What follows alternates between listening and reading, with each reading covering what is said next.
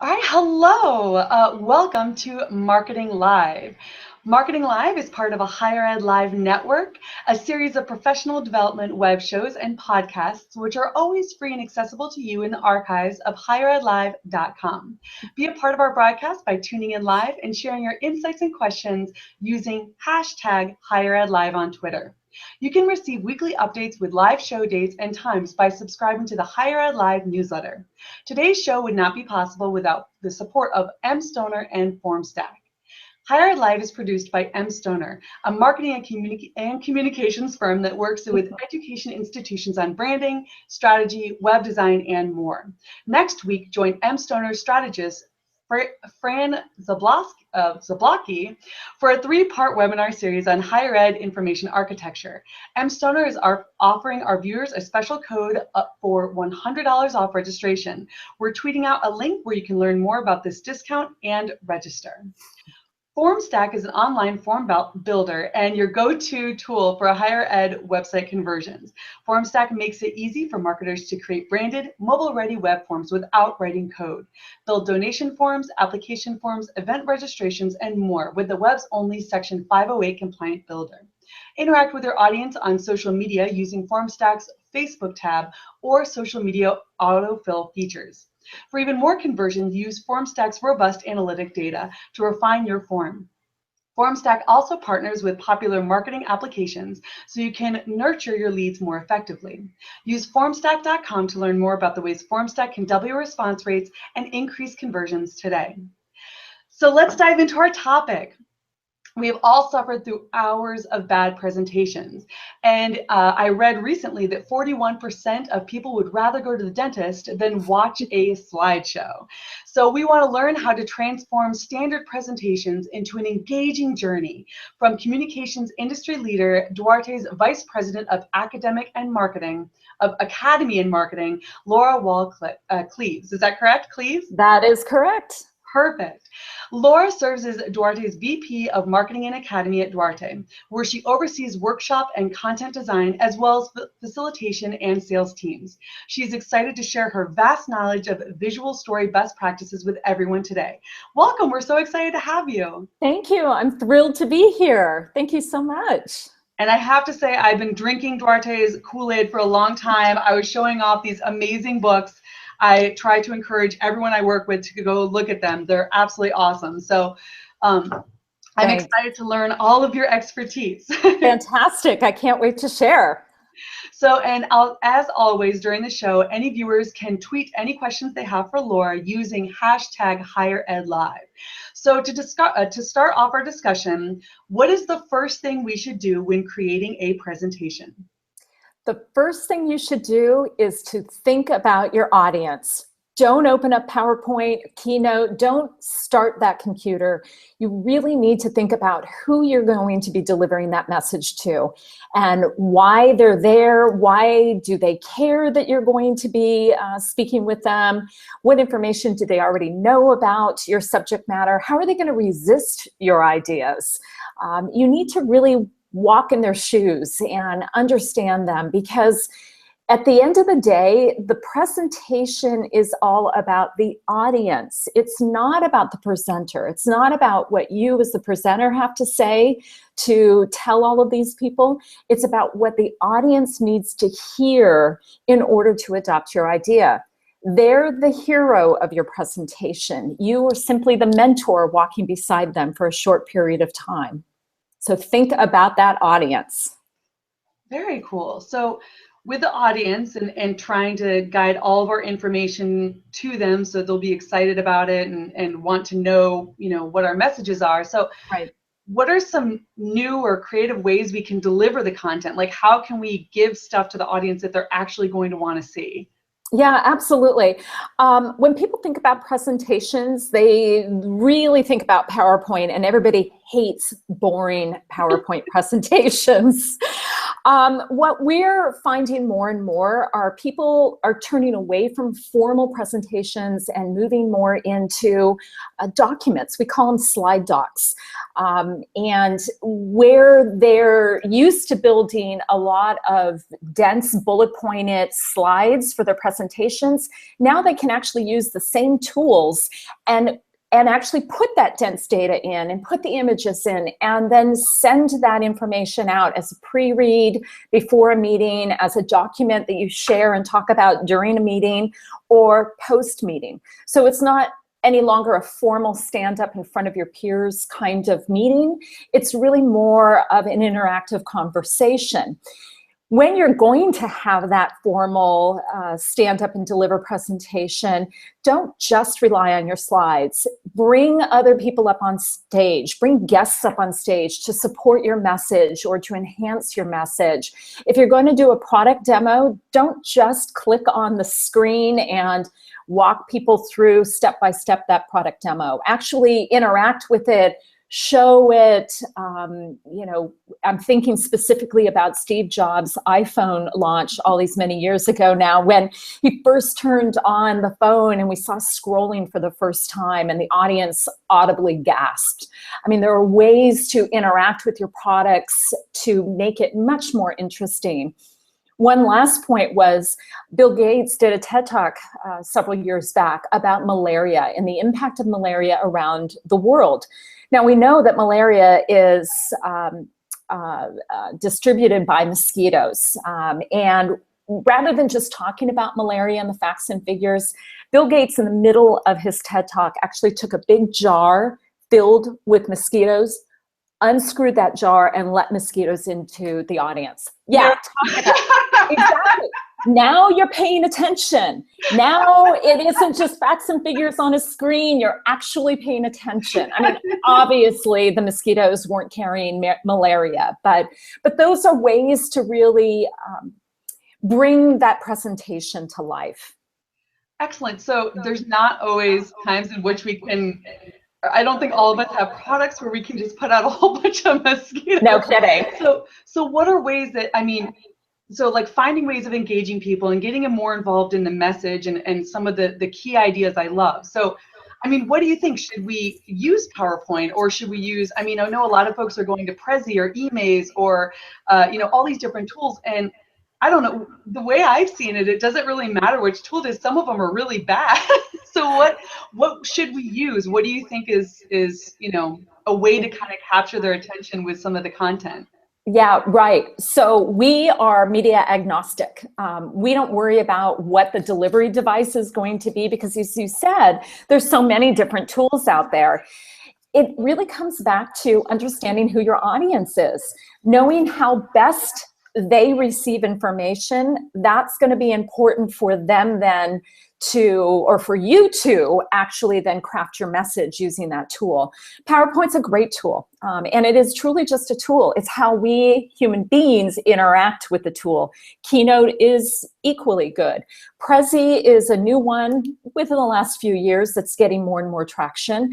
Challenges with Prezi is one of the devices that they use is this zoom feature and spinning feature, and not all of the messages need to be communicated in that way. And actually, some people can get sick from seeing, you know, this abundance of zooming in and out. So it really is going to be dependent upon who your audience is, what kind of message you have to deliver, and what you feel most comfortable with. We had a client a few years ago who had the opportunity to meet with a very senior executive at his firm. And it was going to be a one-on-one conversation. So there really wasn't any need to fire up the computer and do a formal presentation. What he wanted to do is have us help him craft his message and then help him to learn how to draw his ideas on a whiteboard. And he would come to us and we would practice and practice and practice and practice. And when he finally had that meeting with that senior executive, it was very conversational. He had internalized his message so much that it looked like it was just coming off the cuff. And when he stood up and was able to draw at the whiteboard, that was the right medium to use for that particular conversation. That's excellent. Yeah. So So what are some of the ways that we can increase engagement with our content? Because I know not all of us can put out the mosquitoes. So what are some ways? So like if I have a whole bunch of data, or if I have like you said, like a product that we want to show off, or whatever it is, what are the ways that we can get folks excited? Right. First of all, you want to add contrast. If you think about presentations, usually it's a lot of information, and it's kind of boring. So what you want to do is add contrast to your message and ultimately to your visuals. If you're talking about today and the challenges that are happening today, you want to be sure that you're going to talk about tomorrow and what it's going to look like with your idea adopted. If you're spending a lot of time talking about your point of view, it's your presentation, of course you're going to be doing that. You want to be sure that you've addressed the alternate points of view that are out there. There's something that happens by answering those unasked questions of your audience members that really builds an empathetic connection from you to the audience. They're like, hey, wow, he or she is really taking into consideration my point of view. You want to make sure also that you are developing a good emotional connection. Now, I'm not talking about getting up and crying or, lots of funny jokes or anything like that. What I'm really talking about is making sure that your audience and you have a connection around the content and around the message that you are delivering. You really want to find ways to make sure that you are authentic, that you're humble, and it's your job as a presenter to find ways to bring your message to life for the audience members. If you think about it in the purest sense, we're trying to persuade somebody to, quote unquote, buy our idea. And we humans buy emotionally. So if we're not making that connection, we're not creating an emotional engagement in our audience members, it's kind of a so what situation, and they're not going to adopt your idea and move it forward. Very cool. So you mentioned like the humor component. That's one of the biggest things that I've done in presentations in order to increase engagement. So should I hold off on that? Because it's one of those things that kind of breaks them, where it's like I'm not just talking to them. It kind of gets them to calm, or does that reduce my credibility? Is that not a good way to engage with them? It's going to be dependent upon your audience. We talk about the creative triangle, where we've got emotion, analytics, and credibility. And if you go too far one way or the other, from talking to an analytical audience, if you go too far towards emotion, you're going to lose credibility. If you're talking to a creative emotional audience and you go too analytical, you're also going to lose credibility. So you've got to find a way to kind of balance all of that. And the example that we use a lot, if we're just giving facts and figures, a chart and a graph is going to be just fine. But if we're talking to an audience where we're fundraising around waterborne illnesses and childhood death, then we may want to push the emotional envelope and actually show images that are demonstrating what we're talking about. So know your audience. I love that. So when it comes to presentations, what are your biggest pet peeves? Biggest pet peeves are bullets, yes. Bullet points. Get rid of them. And it's really not our fault, because when you open up PowerPoint or Keynote and you get to that brand new template page, the very first thing that you're offered is a series of bullet points. And so we've been trained by the application manufacturers to just start typing away. Oh, I'm going to add a bullet point. Think about bullet points this way. Bullet points are like a teleprompter for the presenter. It's very presenter-centric.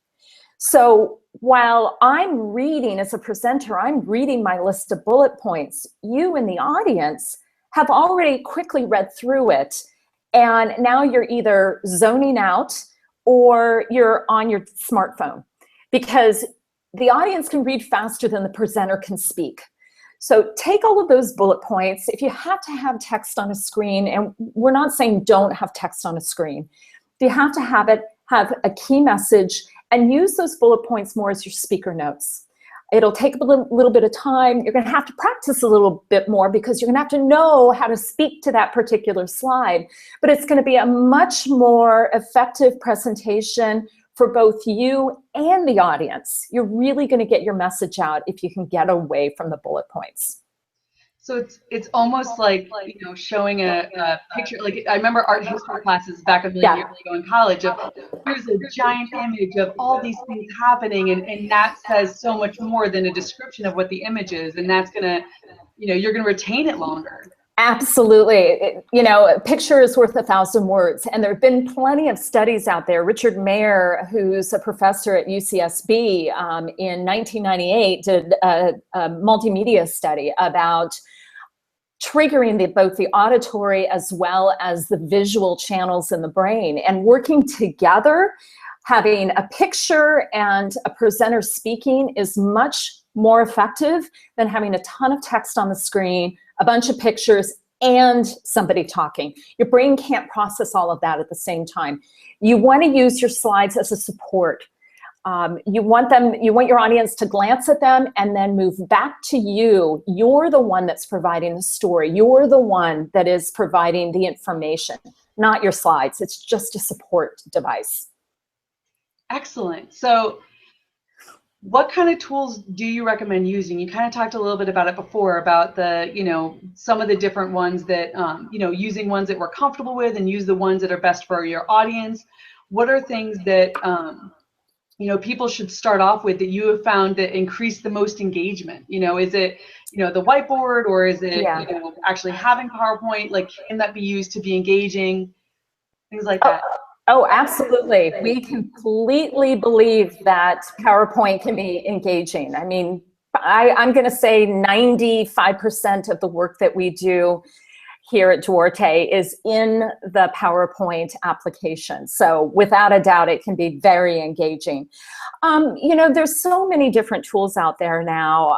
Even Google's got its own version online, and they're all effective. Really, you have to stop thinking about the tool being the magic bullet for the presentation. It is just a device. A hammer doesn't make the house. It's the architect and the contractor and the visionary for the home that builds the house. It's the hammer is just the device to get there. Same thing with the presentation tools that are out there.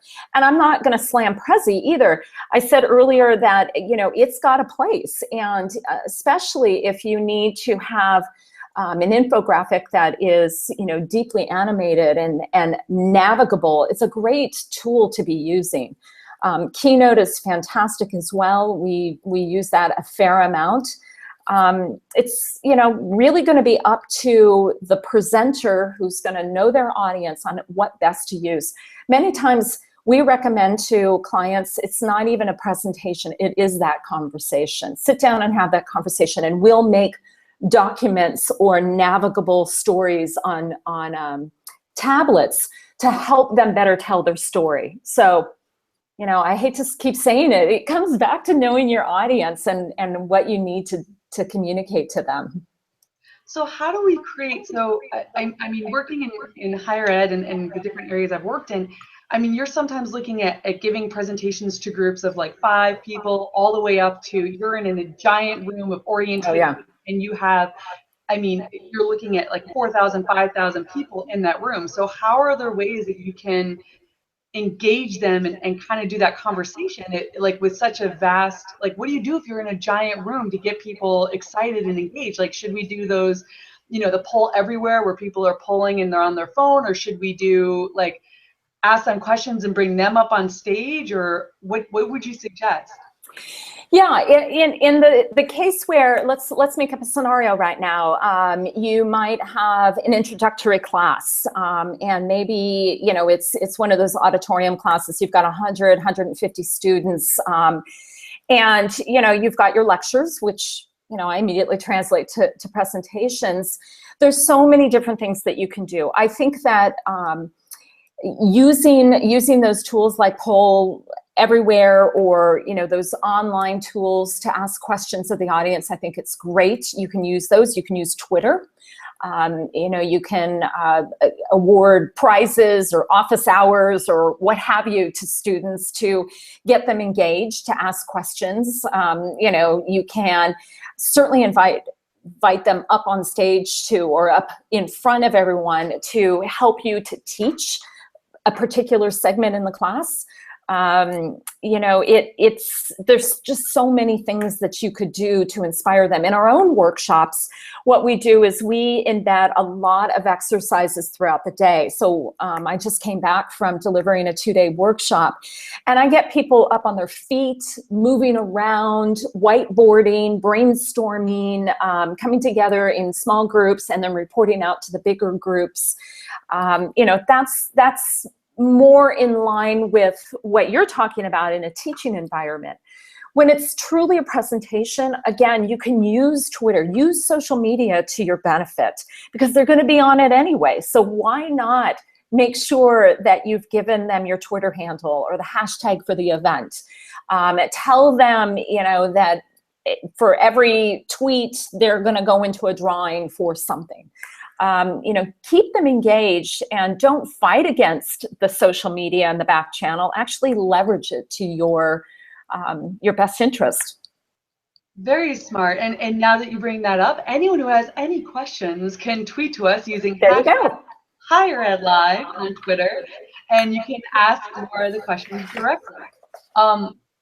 So very cool. So going through and making these presentations, using the big images and trying to get rid of all the words on the pages so people aren't reading what we're saying, and we're not using that as a crutch. What are tips? Like, do you have any designer tips as to things that we can do to make them look better? And what do we do with colors or fonts, or like, where do you find your images? Absolutely. Great questions. So I'll answer the images first. There are a lot of really fabulous sites out there, websites out there, where you can search for different images. Let me look at my list. Some of the ones that we use are Getty Images, iStock Photos, Corbis, those places. Now, there are what's called rights managed images, which basically means you are purchasing the use of that image for a short period of time. And then once that contract's up, you have to stop using the image. But there's also royalty-free images. So you pay a flat fee for use of that image forever. So my suggestion would be to go to the royalty-free sites. Don't Google and drag photos off of Google and use those, because you're actually stealing somebody's artwork or photography. Be respectful of that. And many of these sites like iStock, it's not that much money to purchase a photo, $10, $20, $40, maybe $100. And if you're in education, if you call them and negotiate with them, many times they'll lower the cost. So those are photos.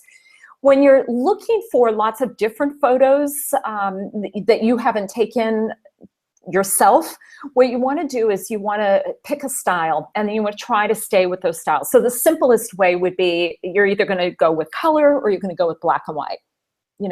Don't mix it up unless there's a specific reason why you would want to do that.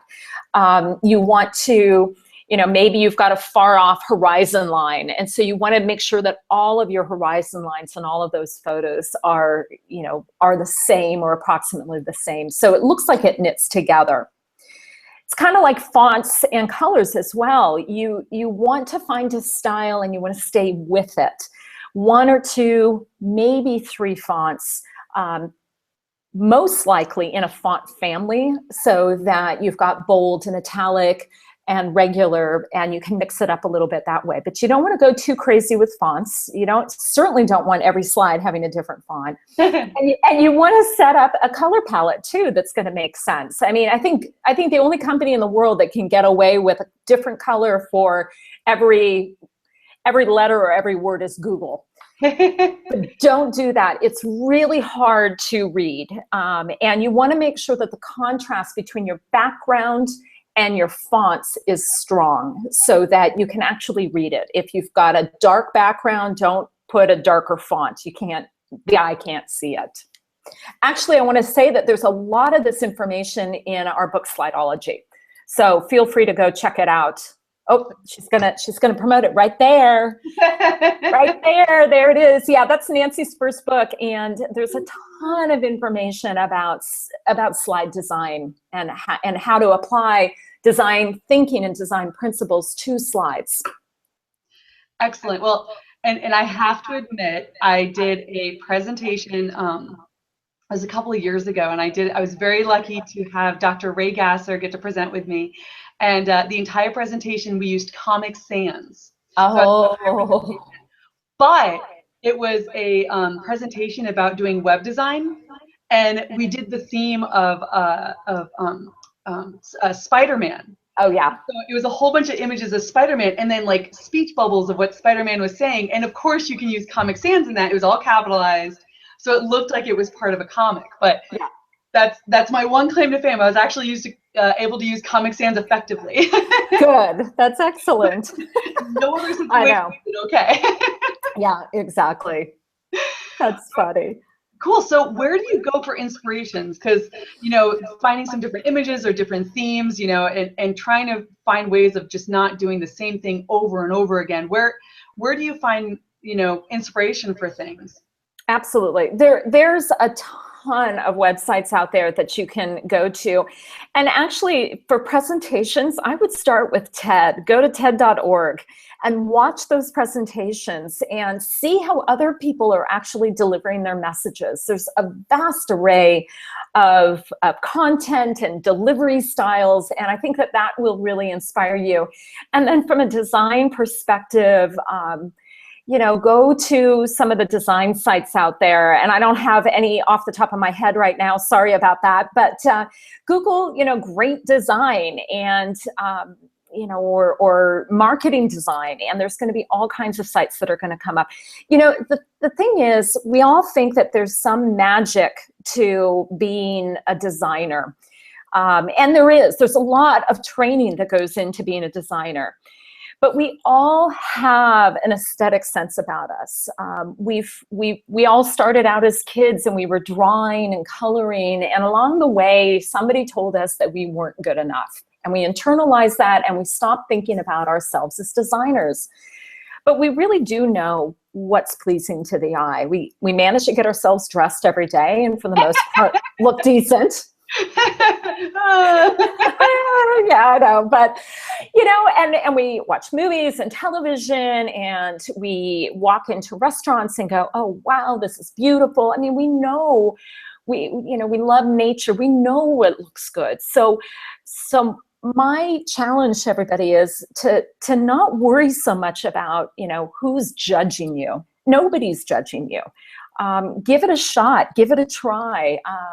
Ask for help if you feel you really aren't savvy enough to do this. But you can really make things look beautiful with just some simple design skills.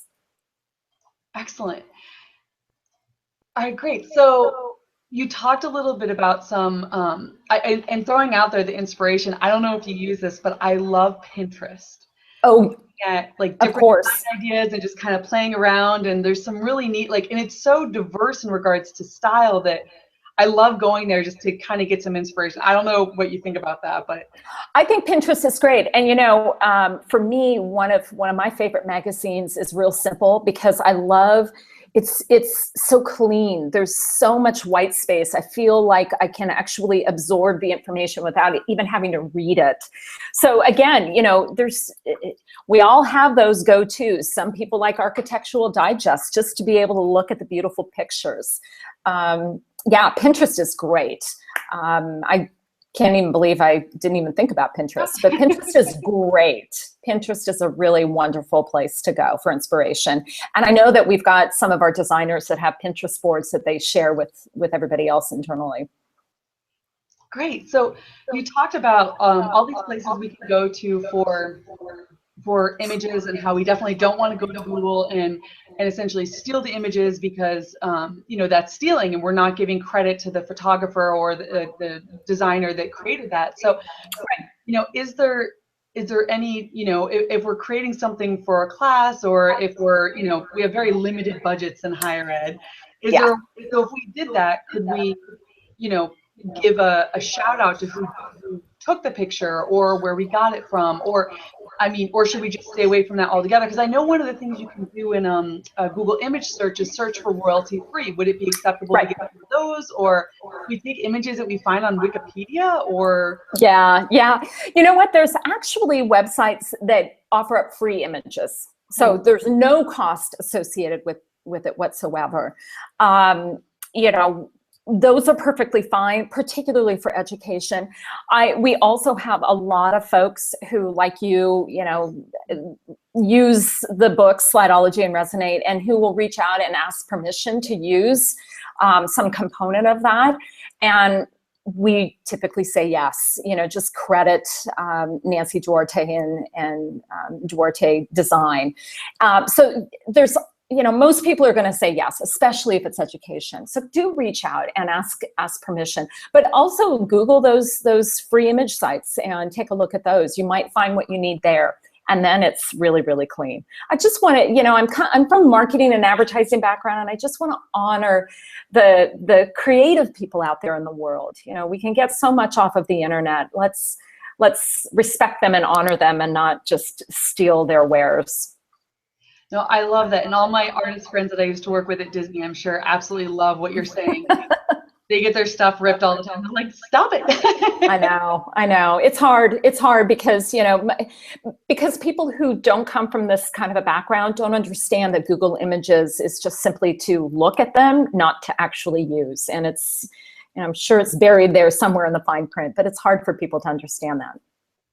Excellent. So one of the hardest things to do is to put data out there. So, for example, I worked at the University of Michigan Health System, and I had to provide all these marketing analytics, website analytics about how the website's working and how, or how successful our program is, or, and how do we do that while still, making sure that it's audience focused? And I mean that's good, but how do we present all these numbers without it becoming overwhelming and still keep it engaging, like you've talked about?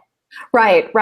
We actually have 5 rules for data slides. And the first thing is really picking the right tool for the job. So if you need a chart, what kind of chart do you choose? Is it a pie chart? Is it a bar chart? So really understanding what you're going to communicate will help you to determine how best to represent that data. The next thing is really getting to the point. The biggest challenge, I think, in education, in corporate organizations, is you throw up a ton of data in a spreadsheet up on the screen, and then you talk to it for 15 minutes. I mean, really? And we all do it.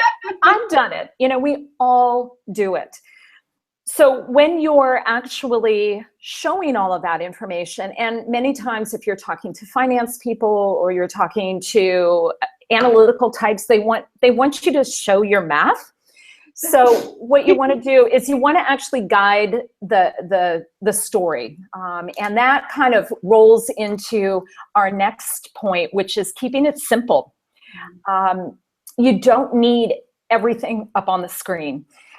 If you think about when you're creating a chart, you have the option to create a legend. Well, why do you need the legend on a screen when you're actually having a conversation? A legend is fine if it's a document that you're giving to somebody, but you don't actually need it on the screen.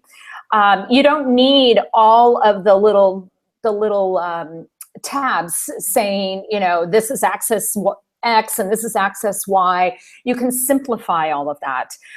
You can knock out some of the backgrounds or some of the lines. You don't have to rely on PowerPoint or Excel's version of a chart. You can actually change it. If you go up and click around in that, you can do that.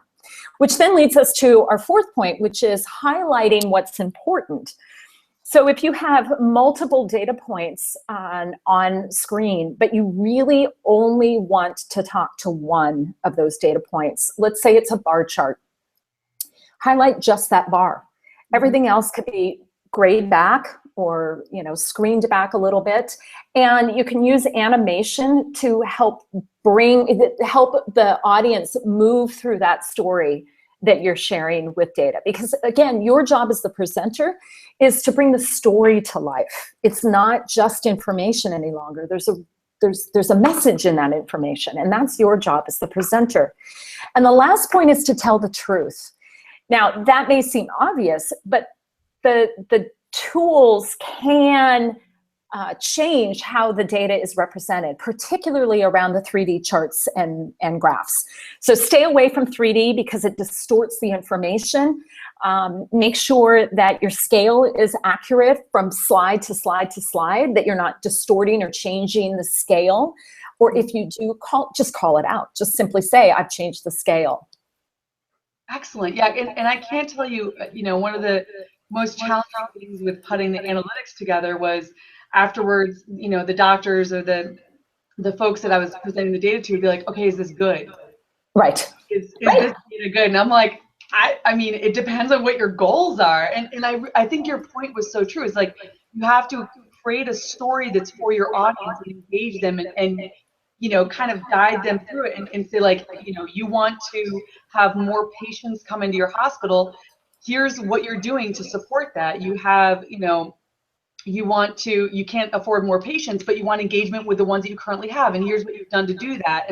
And try to, tailor the message for them and not just what I want to tell them, which is, here's the things you can work on. That they're not always excited about that. They want to see that aligns with their goals and their message. That's absolutely right. And if you think about it, so many people say, oh, statistics lie. Well, it's just information. The data isn't lying. And if you go back to your initial conversation or your initial question, which was, what do you do first? The first thing is you get to know your audience. The second thing you do is you establish your big idea. What is the purpose for this presentation or this meeting? And then that's going to then drive everything else that you're going to create for the presentation. So when you're looking at the data, if you know what your big idea is, you're going to find the story in that data that's going to support your big idea. And if you have a different big idea, you could use the same data to support it in a different way. So it's not that the data is lying. You have to understand what's the message? What are you trying to use the data for? What message and idea are you supporting with that data? And that's the story that we're talking about. So with the big idea, I love that.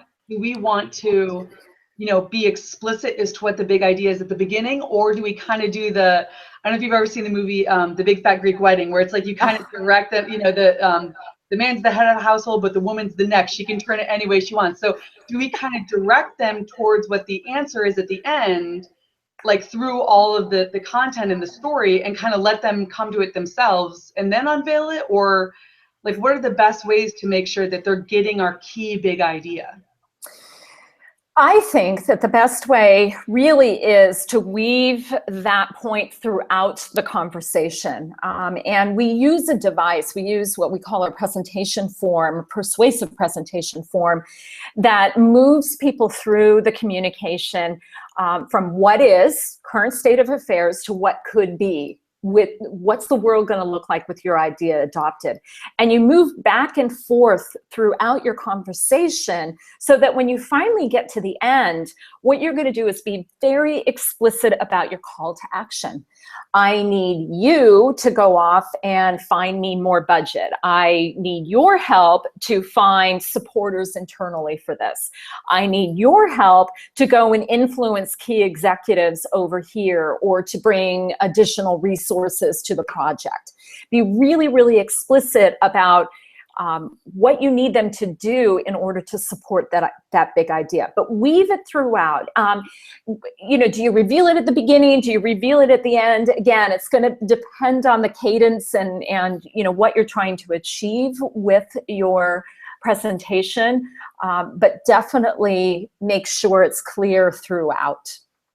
I love that whole, giving them the call to action at the end, whatever it is. I love that because at this point, you've already bought into the big idea throughout the whole process. All the information was tailored to you as an audience. And now it's like you're almost compelled to act. Right, right. Yeah. Absolutely.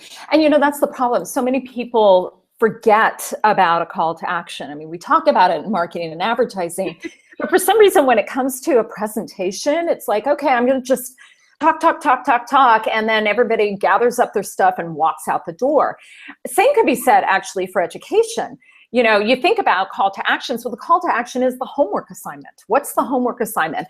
But you could even take a step back. It's like, okay, remember, these are the 3 points that you should be taking away from this lecture. ... Go do your homework. It's going to be on the test or whatever it is. But make sure that people understand what they're supposed to do with that information. Otherwise, why even have the meeting or the presentation? I love that. Well, I want to thank you so much for your time. We've seen a lot of viewers retweeting a lot of what you're saying and posting stuff out there. And it looks like we have a lot of folks tuning in right now, which is awesome. Great. So to wrap everything up, if anyone has any additional questions in the last minute or two, make sure to put them on Twitter at #HigherEdLive. So to wrap up, what is the most important thing we should do when creating, communications and presentations for students and parents and whoever our audiences might be? First things first is think about your audience. Come up with your own unique point of view on the subject at hand and develop your big idea. And from there, really, then the content and the visual design is going to flow because it's all about in service to the audience members. It's creating an experience for them so that they're excited about what you have to say and they're going to buy into it and adopt your idea, your message, your vision. And really, after that, it's the wallpaper and the curtains. It will enhance what you have to say. But if you don't have a solid foundation, first and foremost, it's going to be very, very difficult to build something that is credible, exciting, memorable, and actionable. Awesome. Well, I would like to thank you so much for all your expertise. You were absolutely brilliant. And I was so excited about this show because I was like, I wonder if they would say yes if I asked. And you got to ask. Phenomenal. I'm so happy to be with all of you today. Thank you so much, Amy, for asking us and for letting me be here. And if anybody needs to reach out to me, you can find me at Laura@Duarte, DUARTE.com. And I'm on Twitter, Laura, LAURA, Klieves, KLIEVES. So, and she'll actually respond. And I will. It's amazing. I feel like I'm talking to a celebrity. Go on. Well, thank you so much for joining us. And as always, everyone can check out all the shows in the archives on higheredlive.com. And we'll see you next time. Bye. Thanks for having me.